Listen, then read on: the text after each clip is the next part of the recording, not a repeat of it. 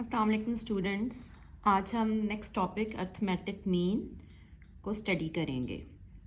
Arithmetic mean की definition है a number A is capital A is said to be arithmetic mean between two numbers A and B if A capital A B are in arithmetic progression arithmetic sequence.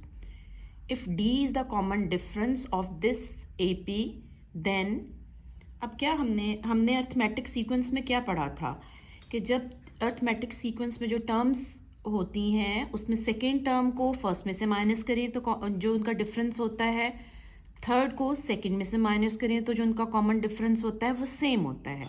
सो यही कुछ हमने यहाँ पे apply किया है कि capital A minus A is equal to D common difference, third term B minus capital A वो भी आपके पास जो है वो common difference D.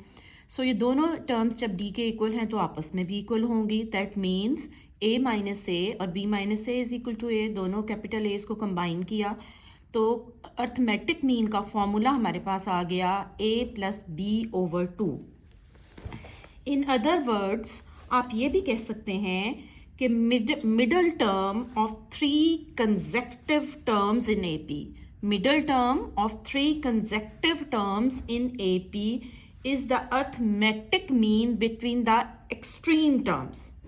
extreme terms आपके पास क्या हैं? A और B. So ये डेफिनेशन है आपके पास अर्थमेटिक मीन की। अब हम कुछ एग्जांपल्स से कुछ क्वेश्चन से इसको और आपको अच्छी तरह एलेबोरेट मैं आपको करती हूँ। जैसे एग्जांपल है आपके पास, example number 1, find three arithmetic means between, दो नंबर्स उन्होंने आपको दिए हुए √2 और 3√2। यू हैव टू फाइंड, आपने तीन अर्थमेटिक मीन जो है वो निकालने हैं इन दो नंबर्स के दरमियान। हम सपोज कर लेते हैं कि वो जो थ्री अर्थमेटिक मीन्स हैं वो A1, A2 और A3 हैं। Be the three arithmetic means between these two numbers √2 और 3√2। और जैसे कि डेफिनेशन में है कि फिर क्या होगा आपके पास, √2 A1, A2, A3 and 3√2 are in AP just like just by this definition कि अर्थमेटिक मीन इनके दरमियान में होता है। इसी तरह ये तीनों अर्थमेटिक मीन्स जो हैं वो इन दो गिवन टर्म्स के दरमियान में है। अब चूंकि यहाँ पर AP है तो आपके पास AP की ये फर्स्ट टर्म है, ये सेकेंड टर्म है, ये थर्ड टर्म है, ये फोर्थ है और ये फिफ्थ है। फर्स्ट और फिफ्थ टर्म नोन है जो कि हमारे पास A1 इज इक्वल टू √5 और फिफ्थ टर्म आपके पास 3√2 है। अब आपने क्या फाइंड आउट करना है, सेकेंड टर्म, थर्ड टर्म और फोर्थ टर्म। और सेकेंड टर्म, थर्ड टर्म और फोर्थ टर्म को फाइंड आउट करने के लिए आपके पास डी का होना ज़रूरी है, कॉमन डिफरेंस का होना ज़रूरी है, क्योंकि हमें पता है कि अगर हम फर्स्ट टर्म में डी ऐड करेंगे, वन टाइम ऐड करेंगे तो आपके पास सेकेंड टर्म आ जाएगी, टू टाइम्स ऐड करेंगे ए प्लस डी में एक और डी ऐड कर देंगे कॉमन डिफरेंस तो सेकेंड टर्म आ जाएगी, इसमें एक और डी ऐड कर देंगे तो आपके पास थर्ड टर्म आ जाएगी। सो A1 फर्स्ट टर्म तो हमारे पास ऑलरेडी मौजूद है। अगर हम D फाइंड आउट कर लें तो हम A1, A2, A3 की वैल्यूज निकाल सकते हैं। D निकालने के लिए हम जर्नल टर्म का फॉर्मूला ऑफ अर्थमेटिक प्रोग्रेशन लगाएंगे जो कि है आपके पास, हम पहले ऑलरेडी पढ़ चुके हैं, AN is equal to A1 plus N-1 into D। A1 हमारे पास मौजूद है और दूसरी इंफॉर्मेशन जो हमारे पास है वो फिफ्थ टर्म है। हम फिफ्थ टर्म वाला फॉर्मूला इसमें लगाएंगे, n की बजाय हम 5 पुट करेंगे तो आपके पास आ जाएगा A5 is equal to A1 plus 4D, 5-1, n का फॉर्मूला 5-1 दैट मीन्स 4D। अब हमारे पास A5 भी है जो आपके पास है 3√2, A1 भी है जो कि है आपके पास √2। तो हम सिर्फ यहाँ पे अननोन हम हमारे पास जो है वो D की वैल्यू है। सो हम D की वैल्यू जो है वो निकाल लेंगे, इसको आप इधर ले जाओगे और D की वैल्यू निकल आएगी। D की वैल्यू अब हमारे पास आ गई 1/√2/D। अब हम A1, A2, A3 निकालेंगे जैसे कि मैंने आपको पहले भी बताया। A1 हमारे पास इस अर्थमेटिक प्रोग्रेशन की सेकेंड टर्म है, तो सेकेंड टर्म का फॉर्मूला आपके पास क्या होता है, फर्स्ट टर्म में अगर हम कॉमन डिफरेंस, क्योंकि ये अर्थमेटिक प्रोग्रेशन है, अगर हम कॉमन डिफरेंस ऐड कर दें तो हमारे पास फर्स्ट टर्म आ जाती है और यही काम हम जो है वो अब करेंगे। हमारे पास जी A1 का सेकेंड टर्म आ गई जो कि फर्स्ट पहला अर्थमेटिक मीन है A1 प्लस D A1 की वैल्यू उन्होंने हमें √2 दी हुई है और D की वैल्यू अभी हमने 1/√2 निकाला है। इसको सॉल्व करके हमारे पास वैल्यू आ जाएगी, फर्स्ट A1 की वैल्यू आ जाएगी 3/√2। उसके बाद हम A2 इसी तरह निकालेंगे, इसमें A1 इसमें फर्दर D एक ऐड कर दें तो हमारे पास A2 का फॉर्मूला आ जाएगा A1 + 2D। हमने इसी तरह A1 की वैल्यू लगाई, D की वैल्यू लगाई, उसको 2 के साथ मल्टीप्लाई किया और ऐड किया तो हमारे पास आ गया 4/2। A3 जो कि हमारे पास फोर्थ टर्म है, इसकी वैल्यू आ जाएगी A उसी फॉर्मूले से A + A1 + n-1 into D से। अगर आप निकालना चाहें तो इससे भी निकाल सकते हैं आप। तो ये आपके पास आ जाएगी A1 + 3D। हमने उसी A की वैल्यू A1 भी हमारे पास मौजूद है, D की वैल्यू अभी हमने निकाली हुई है, उससे हमारे पास आ जाएगा। सो देयरफॉर जो 3 arithmetic means A1, A2, A3 उन्होंने आपको निकालने को कहा था वो आपके पास आ गए 3/2, 4/2, 5/2, 3 अरिथमेटिक मीन्स बिटवीन √2 एंड 3/2। अब हम एक और क्वेश्चन की तरफ चलते हैं जो कि हमारे पास है question number 1 of exercise, second part है। क्वेश्चन है आपके पास, find the arithmetic mean between, दो नंबर्स दिए हुए हैं आपके पास, एक ये वैल्यू दी हुई है, एक ये वैल्यू दी हुई है। ये वैल्यूज किसकी हैं? ये आपके पास ए है और स्मॉल बी है। ए क्या है? x-3, बी क्या है आपके पास? x+5।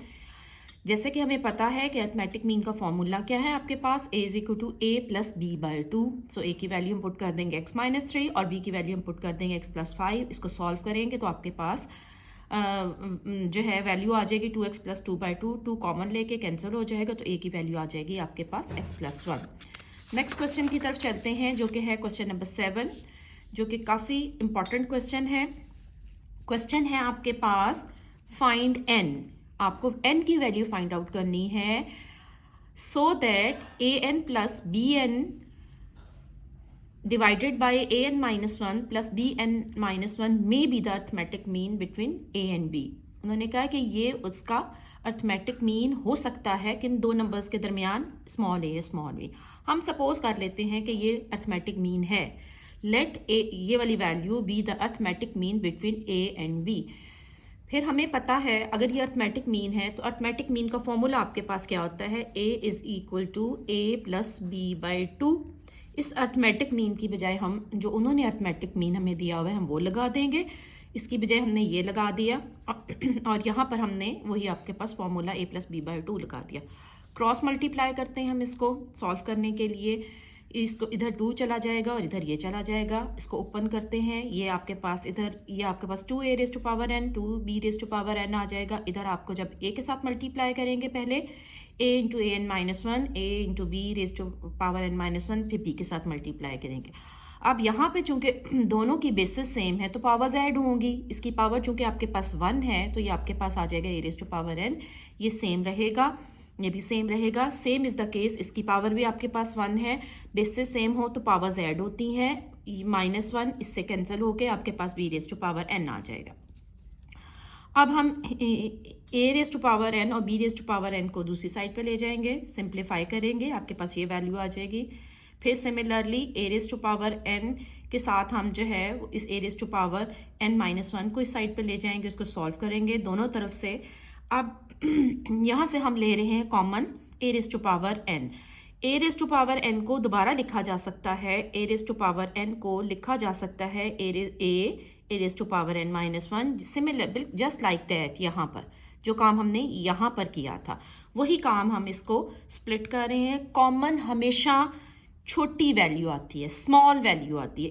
a⁴n कॉमन नहीं आ सकता क्योंकि यहाँ पे a⁴n नहीं है, लेकिन a⁴n को स्प्लिट किया जा सकता है a और a⁴n-1 में।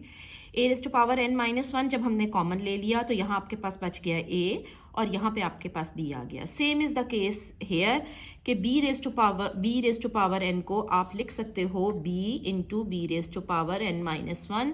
यहाँ से हमने b⁴n-1 कॉमन लिया तो आपके पास a - b आ गया। दोनों तरफ को a - b से हमने डिवाइड कर दिया। डिवाइड करने के बाद आपके पास वैल्यू आ गई है आपके पास a⁴n-1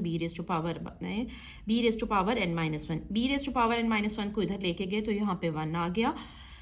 अब हमें पता है किसी भी चीज़ की पावर अगर आपके पास जो है वो ज़ीरो हो तो उसकी वैल्यू आपके पास 1 होती है। हमने 1 को लिख दिया a/b⁻⁴ ज़ीरो। किसी चीज़ की भी पावर ज़ीरो हो तो उसकी वैल्यू आपके पास 1 होती है।